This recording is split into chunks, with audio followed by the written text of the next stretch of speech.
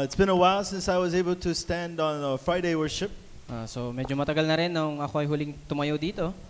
but I can trust our pastors to preach the gospel every time. Pero ako ay nagtiwala sa ating mga pastor na ipahayag ang gospel palagi. I don't know because they speak Tagalog, so I don't understand. Sasalita siya ng Tagalog kaya hindi ko naintindihan. He doesn't understand English? No? Are you okay? Okay. We're here to listen to the Word of God, amen? At narito tayo para makinig sa salita ng Diyos. It's the most important thing in our life. Ito yung pinakamahalagang bagay sa ating buhay. What you hear changes what you think. Kung ano yung narinig natin, ito yung magbabago sa ating kaisipan. When you change your thinking, changes your actions. Kapag binago natin yung ating kaisipan, ito yung nagbabago sa ating When aksyon. your actions are changed, your life is changed. Kapag nagbago yung ating aksyon, magbabago yung ating buhay. That's how we change your everyday life. At ganito tayo, binabago natin yung ating araw-araw na pamumuhay. Every day, you need to change your today, amen? At araw-araw kailangan natin baguhin yung ating ngayon. Because without changing today, tomorrow is the same old day. Kasi kapag hindi natin babaguhin yung ngayon natin, yung bukas ay pareho lang. But the fact that you're here, God will use you to change the tomorrow for God's glory. Yung katotohanan na rito ka ngayon, babaguhin ng Diyos ang iyong kinabukasan para sa kanyang kalulatian. Amen? Amen. All right. The title of today's message is The Main Figure Who Conquered Philistia. So ang ating titulo ngayon ay yung main figure who conquered Philistia. So for this important answer, the main figure was David. Sa napakahalagang sagot na ito, ang main figure ay si David. So think about that, guys. For me to be the main figure in fulfilling God's covenant. At isipin natin to na tayo ay maging main figure para tuparin yung covenant ng Diyos. Amen? Amen. Hey, you gotta have that kind of covenantal desire. Kailangan magkaroon tayo ng ganitong klase ng covenantal desire. Covenantal desire is to say, God, I want to be used as a main figure. Yung puso na gusto kong magamit bilang isang main figure. So I named my son Chuyok. Kaya pinangalan ko yung aking anak ng ganun. Chuyok means main figure. Ang ibig sabihin nun ay main figure. He doesn't look like it right now, Hindi pa siya ganun ngayon. but I'm holding to the covenant. Pero ako yung mahawak sa covenant. And that's what is important. At yun yung mahalaga. It's not about being today. It's not about today. At hindi yung ngayon. It's about the covenant you hold on to today. Ang mahalaga kung ano yung hinahawakan nating covenant ngayon. Amen? Amen. Right now, you guys can hold to the covenant and this will be yours. At ngayon, pwede kayong humawak sa covenant at ito ay maging sa inyo. Follow up. The main figure who conquered Philistia. Main figure who conquered Philistia. And say your name. Tom. Okay? Amen? Amen. Just scratch this off and put your name on it. Tanggalin mo lang yon at ilagay mo yung iyong pangalan. That is today's title. At yun yung titulo ngayon. Do you want it? Amen? Gusto mo ba yun? Or you can just keep it David. O pwede mo lang You can just put David. Deck or Ace and Tom and your name's not here. Put your name on it. Amen? Ilagay natin yung pangalan natin doon. And as you hold to the covenant, one answer comes to you right away. At kapag mayroong isang sagot na darating sa'yo, What does it mean to hold on to the covenant? What does that ano mean? yung ibig sabihin nung humawak sa covenant? That means you're holding on to God's word. Ibig sabihin ikaw humahawak sa salita ng Diyos. That means you're holding on to God's Ibig promise. sabihin ikaw humahawak sa pangako ng Diyos. That means you believe God will fulfill this message. At ikaw ay naniniwala na tutuparin ng Diyos yung mensaheng ito. So this comes to you as an answer. Kaya ito ay dumating sa'yo bilang isang sagot. Do not fear. Huwag kang matakot. But if you're holding on to yourself or your motive, Pero pag ikaw ay humawak sa iyong sarili at sa iyong motibo, we're not perfect. hindi tayo perpekto. We don't have the perfect situation, Wala tayong perpektong sitwasyon. right? None of us is perfect. Wala sino man sa atin ang None of perpekto. us have the perfect situation. Walang sino man sa atin ang perpektong sitwasyon. Jesus told the church, hey, go and make disciples of all nations. Sabi ni Jesus sa simbahan, ikaw ay humayo at gawing disipulo ng mga bansa. When they will kill them, imprison them for sharing the name of Jesus. So nung ito yung panahon kung saan sila ay papatayin, huhulihin para sa pagbabahagi ng salita tungkol kay Jesus. Situationally, it is impossible. Sa sitwasyon, ito ay imposible. But those who held on to the covenant of God's promise, they did not fear. Pero yung mga humawak doon sa pangako ng Diyos, hindi sila natakot. Amen? Amen. So before we go out there, we need to hold on to the answer. Kaya bago tayo lumabas doon, kailangan tayong humawak sa sagot. Before you face the problems, you have to hold on to the answer. Bago tayo humarap sa problema, kailangan tayong humawak sa sagot. You know, right now, World Remnant Conference is almost closing. At ngayon, yung World Remnant Conference ay magsasara na. All 3 lectures has been proclaimed. At yung 3 lecture ay naipahayag na. In lecture 1, I'm gonna do the lecture 1 for Sunday message. At gagawin ko yung lecture 1 sa linggo. So you'll receive it from me. At matatanggap niyo yun sa akin. He talks about living power. At sinabi niya dito yung tungkol sa buhay na kapangyarihan. You got to have living power. Kailangan meron tayong buhay na kapangyarihan. What does that mean, living power? Ano ibig sabihin nun? That means you have the power to overcome any problems. Ibig sabihin, kaya nating lampasan ang lahat ng problema. You know, as you live in your life, problems are going to come to you guys. Habang kayo ay namumuhay, yung problema ay darating sa inyo. As we live with people, as we live in this society, in this world, problems are going to come. Habang tayo ay namumuhay kasama yung mga tao sa sosyedad, yung problema ay darating. Don't pray to get rid of the problems. Huwag tayong manalangin na alisin yung problema. God allowed the problems. At inayaan ng Diyos yung problema. So within the problem, you need to confirm your answer. At doon sa problema, kailangan nating ikonfirma yung ating kasagutan. Living power. Yun yung buhay na When you have kapangyarihan. that power from the gospel, hey, you're going to find the answer from the problem. Kapag meron kang kapangyarihan ganito mula sa gospel, mahanap mo yung sagot doon sa problema. If you look at the remnants in the Bible, they found all the important answers in the problems. Kung titignan natin yung mga tao sa Biblia, yung mga remnant, nakita nila yung sagot doon sa problema. So if you don't start with this answer, when problems come, what's going to happen?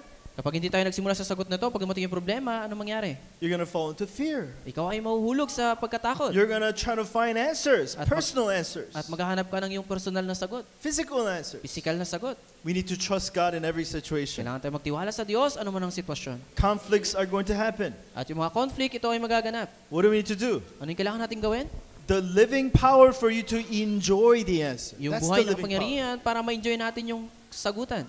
Amen? Amen. If conflicts take away the enjoyment, we're not enjoying the answer. Kapag inalis ng conflict yung enjoyment, hindi natin nahanap yung sagot. Like even throughout this week, did you not have any conflict? At kahit ngayong linggo, hindi ba kayo nagkaroon ng With conflict? people, with whatever, did you not have any conflict? Sa mga tao at sa kung ano pa man. Now look back at the conflict. Tignan natin yung mga conflict. Did the conflict take away this? Yun bang conflict ay inalis yun? What do we need to do? Anong kailangan natin gawin? Like I said, problems and conflict will happen. Yung problema at conflict, ito ay mangyayari. But if you have the living power, you're going to enjoy the amazing answer. Pero kapag meron tayong buhay na kapangyarihan, may enjoy natin yung pambirang kasagutan. This is the blessing we have as children of God. Ito yung pagpapala na meron tayo bilang anak ng Diyos. What did Jesus say? Ano sabi ni Take Jesus? heart, I have overcome the world. Tayo ay maging matatag dahil napagtagumpayan ko na ang mundo. Amen?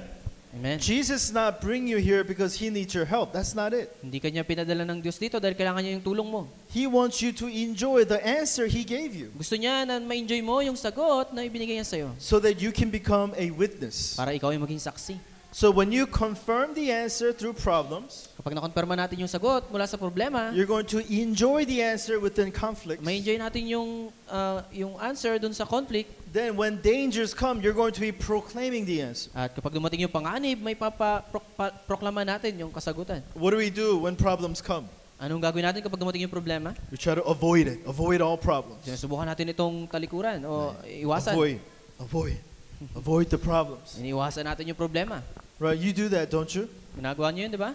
What about when conflicts come? What do you do? Kapag may conflict, anong ginagawa niyo? Oh, we got to fight. Kailangan nating lumaban. I'm not going to lose. Hindi ako magpapatalo. We're going to fight. Tayo ay lalaban. And I will be victorious. At ako yung magiging matagumpay. Is that really victory? Is Yun that ba really- yung tunay na katagumpayan? What about when dangers come? What do we do? Paano naman kapag yung Oh, we panganib run ay away. dumarating? We run away. Tayo ay tumatakbo. I quit.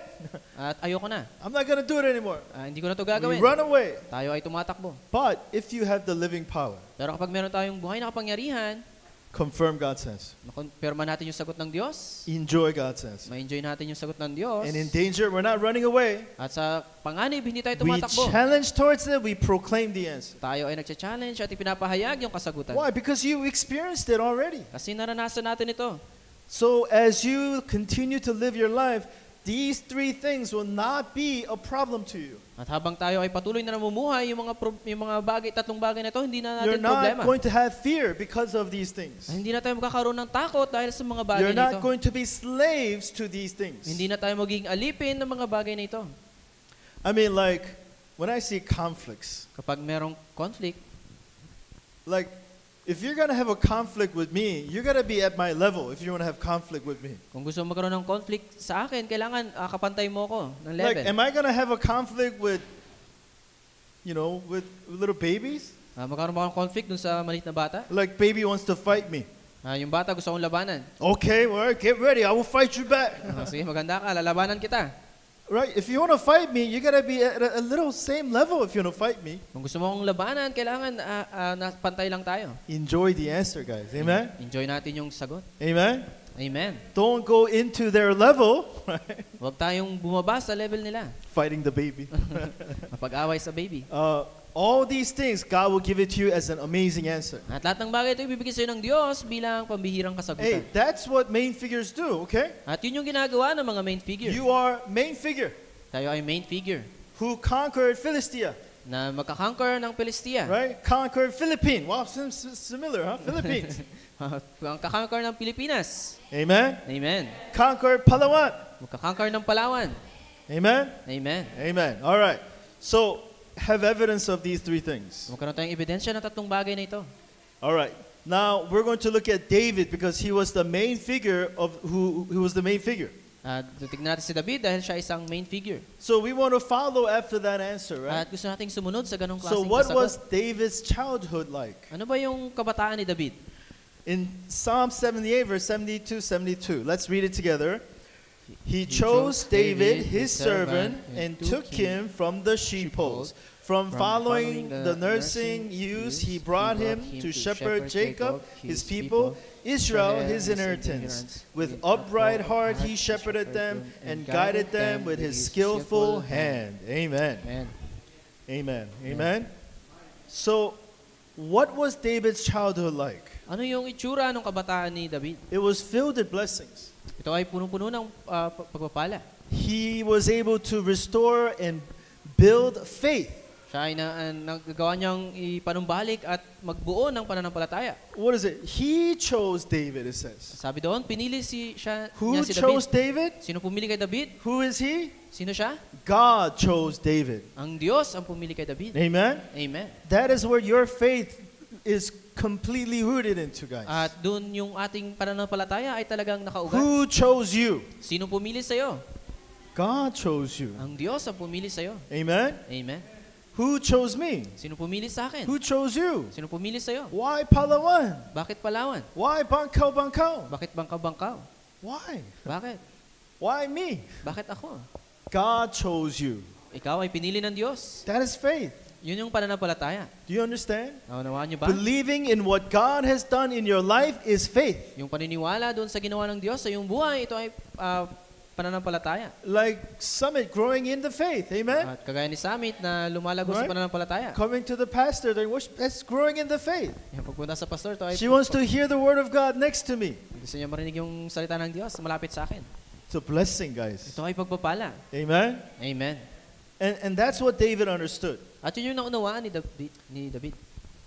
I've been chosen by God. Ako ay pinili ng Diyos. Right? Samuel anointed David. Si Samuel, inanoint si David David. was the youngest. At siya yung pinaka When Samuel came, bring me your sons. Nung dumating si Samuel, sabi niya, dali mo sa akin yung aking Jesse yung will mga not anak. even show David. At hindi man lang siya pinakita. Samuel's like, is this all of them? Sabi niya, ito na ba yung lahat? I mean, I do have one more in the field watching the sheep. At meron pa ako isa doon na nagbabantay doon sa mga tupa. Meaning, Jesse, the father, thought not much of David. Ibig sabihin, hindi masyadong iniisip ni Jesse si David. But David knew who he was. Pero alam ni David kung sino siya. Chosen by God. Siya ay pinili ng Diyos. Amen? Amen. What was he chosen to do? Bakit siya pinili? Anong gagawin niya? Shepherd Jacob and his people.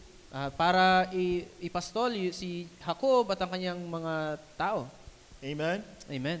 To guide and lead the people of God. Para gabayan at i-lead yung mga tao ng Diyos. And because he knows he has been chosen to do this, At dahil alam niya na siya yung pinili para gawin yon, he knew he had to prepare himself. alam niya na kailangan niyang ihanda yung kanyang sarili. Skills. Skills. Do you ever see, when you walk on the Rizal Avenue by the Junction 1, there are always this couple homeless people there. Homeless. Pag doon ka dumaan ka sa Junction 1, malaki ka makita na mayroong tao doon na You know, mga if you go to homeless. LA, there's homeless town. Sa LA, merong homeless town. There's like hundreds and thousands of homeless people. At ito ay 100,000 ng mga tao walang tahanan.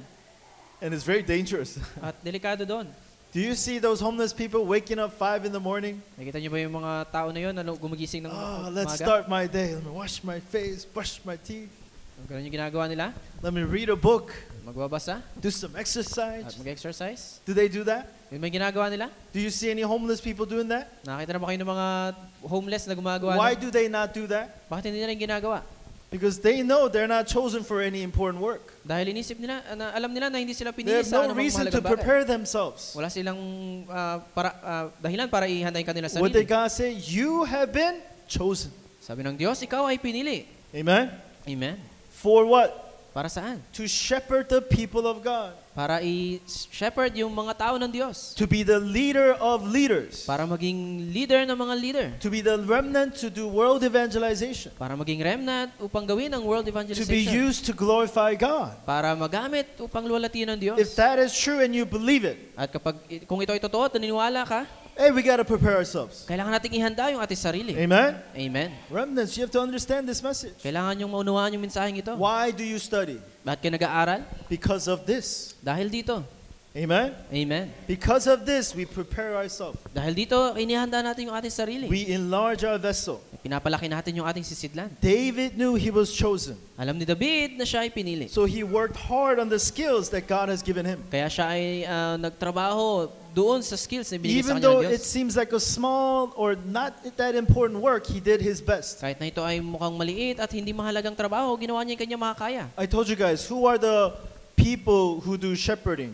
At sino yung mga tao na papastol? It usually falls to the youngest brother. At karamihan ito ay nahuhulog doon sa mga bunso. Why? Bakit? Because nobody wants to do it. Kasi walang gustong gumawa nito. It's hard work. At ito ay mahirap na It's trabaho. lonely. At malungkot. It's not fun. At hindi masaya. Brothers want to do something more important, Gusto ng mga kuya na gumawa Like ng importanteng being a bagay. soldier. Kagaya ng pagiging sundalo. You know what I mean? Ano ibig Shepherding sabihin? is not something and nobody wanted to do. Yung pagiging pastol, walang gustong gumawa nito. But while doing that, David restored thanksgiving in his heart. Pero habang ginagawa yun ni David, siya ay nagpapanumbalik How ng can thanksgiving sa kanyang I puso. be the best shepherd that God wants me to be? Paano ako magiging pinakamagaling na pastol na nais ng Diyos? So while enjoying prayer, he developed his skill of throwing the slingshot. Habang siya ay nananalangin, ay na-develop niya yung skill ng pagbato ng How tirador. much do you think David practiced? At tingin nyo, gaano siya nag-practice? You know, Bible doesn't mention his practice times. Hindi binanggit sa Biblia kung gaano siya It just nag-practice. mentions of his defeats over bears and lions. At sinabi lang doon na natalo niya yung mga bears at mga leon. Like I would be scared to stand in front of a bear even if I had a gun.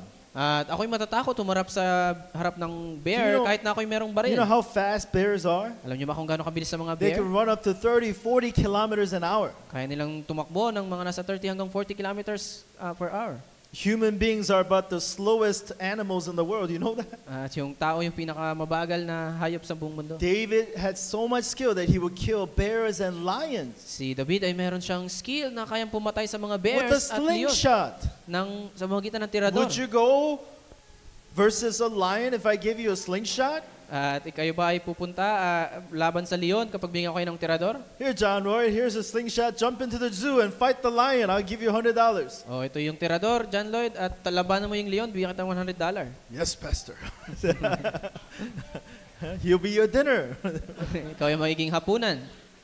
But David worked on his skills. Pero si David ay tinrabaho niya kanyang skills. The important point is why he worked on his skills. Pero ang pinakamalaga, bakit niya tinrabaho yung kanyang skills?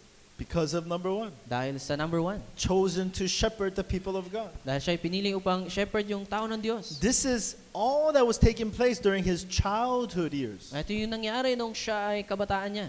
So he knew God gave him the talent, which is for the future. Kaya alam niya na binigyan siya ng Diyos ng talento para sa hinaharap. You know, you can have all the skills in the world, Pwede kayong magkaroon ng lahat ng talento sa mundo. but if you don't develop it, it will not become a talent. Pero kung hindi natin ito i-develop, hindi ito magiging talento. A talent is a true skill set God gave you to glorify God. Yung talento, ito yung ibinigay sa'yo ng totoong skill set na binigay sa'yo ng Diyos para magluwalatiin siya. To do what? Para saan? To make a future for myself? Para magkaroon ng hinaharap para sa aking sarili. A talent for the glory of God. Yung talento para sa kalulatian ng Diyos. Amen? Amen. You know, I consider everything that happens in my life God's plan. At kinonsidera ko lahat ng nangyari sa aking buhay na plano ng Diyos. Every meeting I have. Lahat ng pagkikita na meron ako. Every event that happens. Lahat ng mga pangyayari. Why? Because we're not here as for no reason, right? Dahil hindi tayo naririto para lang sa walang kadahilanan. So God can use everything in your life for the glory of Him to God. Pwedeng gamitin ng Diyos lahat ng bagay sa ating buhay para sa kanyang kalulatian. So even the smallest thing in your life, don't just, take advantage of it. Kahit yung pinakamalit lang na bagay sa ating buhay, huwag natin itong take advantage. Do your best. Gawin natin yung ating makakaya. Amen? Amen. Amen? Amen. Amen. All right, this was David's childhood years. Ito yung childhood years ni David. Understanding faith that he's chosen. At naunawaan niya na siya ay pinili. And preparing the skills to be as a true talent to save the future. At inihanda yung kanyang skills para maging tunay na talento para sa But inaharap. what was his youth years like? Pero ano naman yung kanyang kabataan? Mas Kabataan. matanda sa bata. Okay? His youth years, what did he do? Yung kanyang kabataan, anong ginawa niya? He was anointed to become king. Siya ay inanoint bilang isang hari. Well, his younger years is learning in the shepherding area. Nung siya ay bata, natuto siya maging isang pastol. He a little bit grows up, Samuel comes and he anoints David. Nung siya ay medyo tumanda ng konti, si Samuel dumating at siya ay inanoint. Let's read this together. Then And Samuel took the horn of oil and anointed him in the midst of his brothers, brothers, and the Spirit of the Lord rushed upon David from that day forward. Amen. Amen. So what happened? So ano nangyari? David was anointed. Si David ay inanoint. What does that mean? Ano ibig sabihin nun? That means he's going to become king of Israel. Ibig sabihin siya ay magiging hari ng Israel. What does that mean? Ano ibig sabihin nun? To protect the people of Israel. Para protektahan yung tao ng Israel. Meaning protect the covenant God has given them. Ibig sabihin, protektahan yung covenant na ibinigay So sa that the kanila. covenant line will continue to flourish. Para yung covenant line ay magpatuloy. So that ultimately people can hear the gospel. Upang yung mga tao ay makarinig ng gospel. David knew the assignment. Alam ni David yung assignment. Okay? You understand? Amen. You ever done this with brothers? At nagawa niyo na ba ito sa mga You do magkakapatid? something wrong Gumawa siya ng pagkakamali. and you're about to be punished. At ikaw ay paparusahan. And then your mom goes, "Did you do it?" Eh, yung nanay mo, tinanong, ginawa mo ba yun? You say, "No, I didn't." Hindi ko ginawa yun. And then she turns to your brother. At pumunta siya sa iyong "Did kapatid. he do it?" Siya, ikaw ba ang gumawa And you nun? look at your brother. And your brother goes, "No, he didn't do it." You lie for your brother. Ikaw ay nagsinungaling para sa iyong kapatid. You understood the assignment. Naunawaan mo yung assignment. I don't think they understand what I'm saying. David understood his mission. Naunawaan ni David yung kanyang misyon. Do you understand? Naunawaan niyo ba? Do you understand, guys? Naunawaan niyo ba? Through what? Saan? Through Prophet Samuel. Sa pamagitan ni Prophet Samuel. Through Prophet Samuel's anointing, David understood his mission for Sa life. pamagitan ni Samuel na inanoint si David, naunawaan niya yung kanyang mission sa buhay. You guys need to understand your mission through the Word of God. Kailangan niyong maunawaan yung inyong misyon sa salita ng Diyos. Amen? Amen. That's what needs to take place right now in your age. Ito yung kailangan maganap sa inyong panahon. Let me look at these kids right now in this room. Tignan natin yung mga bata ngayon dito sa Two kwartong of ito. my kids playing back there. Yung mga- Summit doing crawling on the floor. You know, you got all the babies, she's sleeping, and my son playing around. It's okay. Okay lang yan. That is just fine. At okay lang yan. Why? Because they're at the stage where they're taking all this in spiritually. At dahil sa estado na kung saan ay The parents are in their faith, relaying the covenant. at yung kanilang mga magulang ay nasa pananampalataya ay nire-relay yung covenant. Amen? Amen. So when this time comes, they begin to understand their mission for life. Para pag dumating yung panahon na ito, maunawaan nila yung kanilang misyon sa buhay. Remnants. David was anointed to become king. At si David ay inanoint bilang maging hari. Meaning David received God's message Ibig sabihin, natanggap niya yung mensahe ng Diyos. and found his mission. At nahanap niya yung kanyang misyon. I'm going to be the king and I'm going to save the Israelites. Ako ay maging hari at ililigtas ko ang Israelita. Amen? Amen. Not only that, he had the spiritual state to save people. Hindi lang yun, nagkaroon siya ng spiritual state para iligtas ang mga tao. Let's read this verse together. And whenever the harmful spirit of God was upon Saul, David took the lyre and played it with his hand. So Saul was refreshed and was well, and the harmful spirit departed from him. So David has skill with playing the harp. Siya ay merong talento para mag-play ng harp. So skillful that he would have a job to play in the kingdom. At sobrang galing niya na siya ay nagkakaroon ng trabaho para in front of the magtugtog king. sa harap ng hari. Now David was having problems with this harmful spirit, it says. At yung hari nagkaroon siya ng problema dun sa mga espiritu. But the David whose whole understanding his covenant, his mission, plays the harp. Pero si David na naunawaan yung kanyang covenant at yung kanyang misyon ay nagtugtog. Forces of darkness are broken down. At yung mga puwersa ng kadiliman ay nawasak. What did it say? The harmful spirit of God was upon Saul, but the harmful spirit of God was upon Saul. David took the lyre, played with his hands, so Saul was what? Refreshed. At tumugtog si David at si Saul, siya ay na-refresh. Through David, the force of darkness was broken down. Sa pamamagitan ni David, yung puwersa ng kadiliman ay nawasak. Wherever he went, he was able to save people. Kahit saan siya pumunta, nailigtas niya yung mga tao. Wherever David went, he was able to break down the forces of darkness. At kahit saan siya pumunta, nawasak yung puwersa ng kadiliman. Wherever he went, he was shining the light of Jesus Christ. At kahit saan siya naroon, ipinapaliwanag niya ang ilaw ng Kristo. This was David during his youth. Ito yung si David nung kabataan niya. Amen? Amen. What else? He defeated Goliath. At tinalo niya si Goliath. Youth, meaning this was his teenage years. Ibig sabihin ng youth, ito ay nung siya ay teenage pa lang, Teenage teenager. years, like those boys were like that. Kagaya ng mga lalaki doon sa likod. Huh? Yeah, you, Kim. Yeah. Those little boys stepping up against Goliath. Yung mga batang yon, sila ay humarap kay Goliath. Goliath, can you imagine? Na-imagine nyo ba yun? Can you imagine? Na-imagine nyo ba yun? It is impossible. Ito ay imposible. It's okay. Okay. You want to give the message? Okay. During his youth years, he's able to defeat Goliath. Nung siya ay kabataan pa lang, natalo niya si Goliath. It says so much about David's spiritual state. At ito ay nagpapakita doon sa kanyang You spiritual know, I state. talked about this many times with you guys. At maraming beses ko itong sinabi sa It's inyo. not his skills that defeated Goliath. Hindi yung kanyang skills yung nakatalo kay It's Goliath. understanding his mission that God will fulfill that defeated Goliath. Yung pagkaunawa sa misyon na tutuparin ng Diyos, yun yung tumalo kay Goliath. Amen? Amen. All right, what about then in his young adult years? At paano naman nung siya ay nasa young adult? What did David do? Anong ginawa ni David? Psalm 23. Psalm 23. The Lord is my shepherd. Ang Diyos, ang I aking shall pastor. not want. Hindi ako nagkukulang. This amazing confession was made by David during his young adult years. Ito ay pinahayag ni David nung siya ay nasa young adult. So what does this tell you about this kind of young adult years? Ano yung sinasabi sa inyo tungkol dito sa It young was adult a years na ito? difficult time. Ito ay mahirap na oras. It was a life-threatening kind of time. Ito yung mapanganib na oras. Soldiers were trying to kill David. At sinusubukang patayin si David ng mga sundalo. The king trying to kill David. Yung hari nais patayin si David.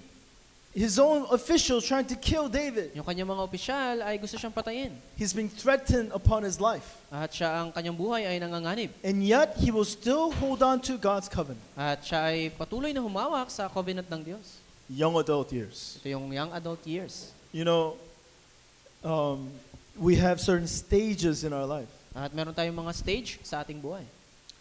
During those stages, you guys need to hold on to the right covenant. At sa stage na yun, kailangan tayong humawak sa tamang covenant. You really have to hold to the covenant so that you can be used by God. Kailangan tayong humawak sa covenant para tayo ay magamit ng Diyos.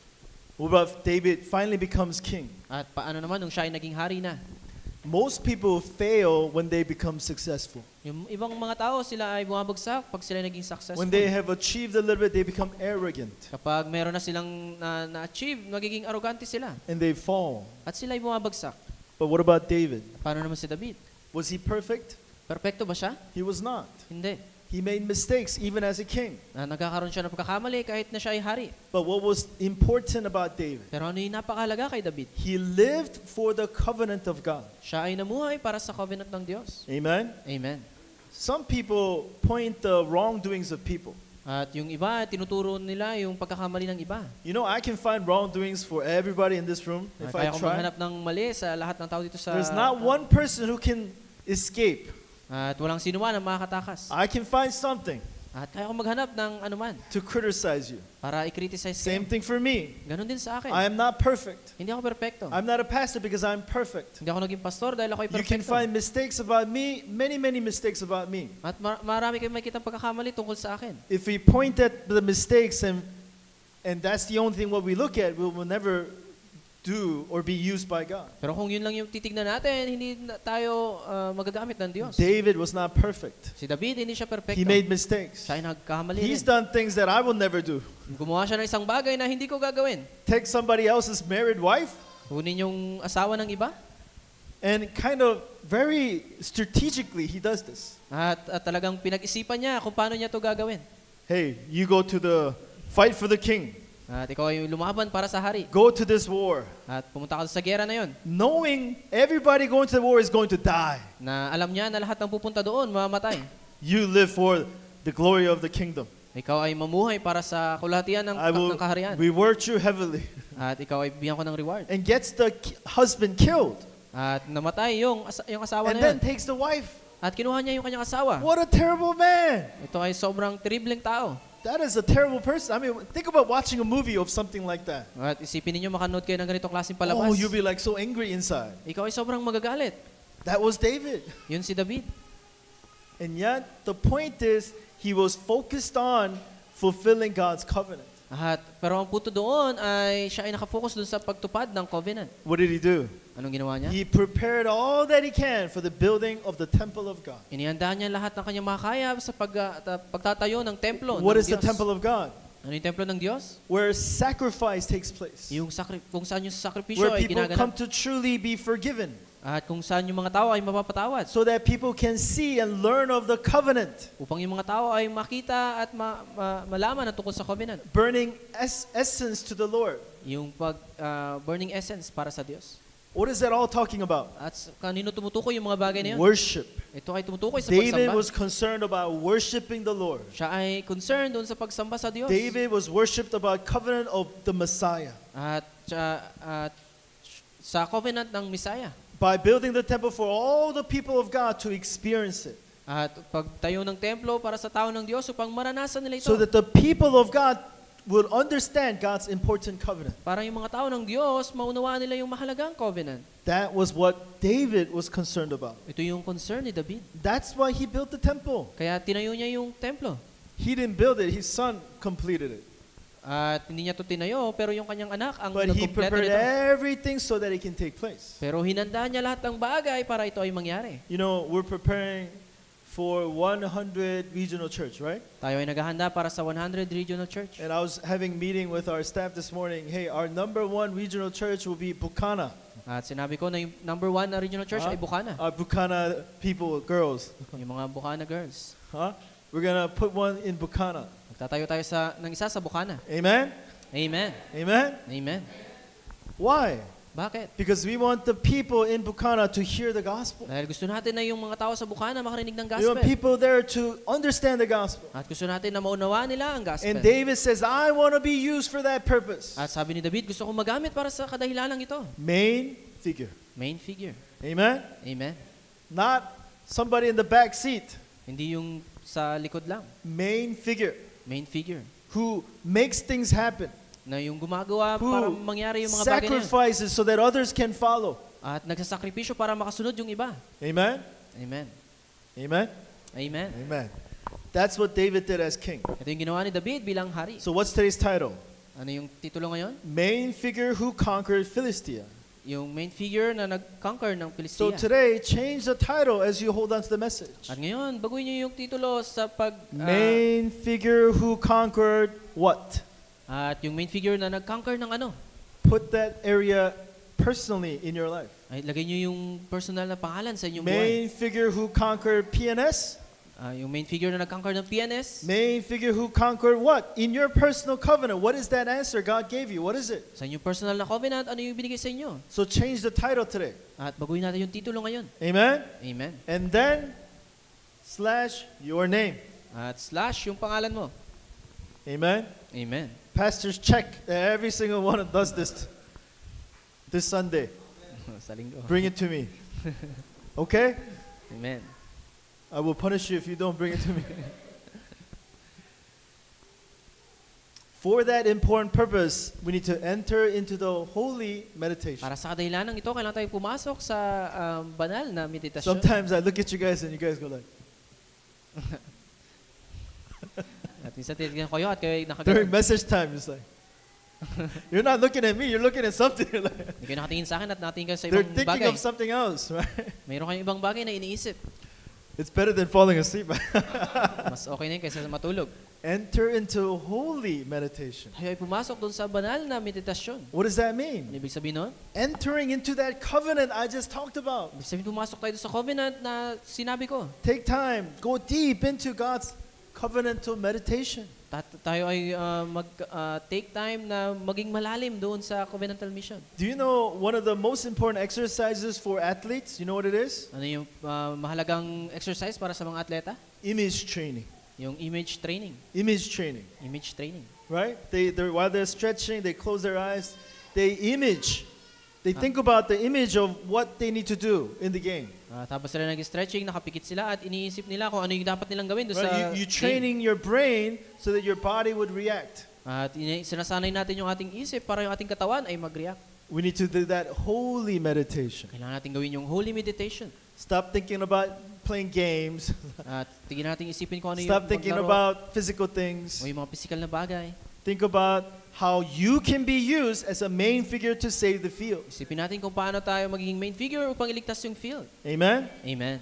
Holy meditation. Holy meditation. So today we talked about the main figure to conquer the field. At ngayon, yung pinag-usapan natin ay yung main figure para iligtas. Repeat after me. conquer yung I field. am the main figure. I am the main figure.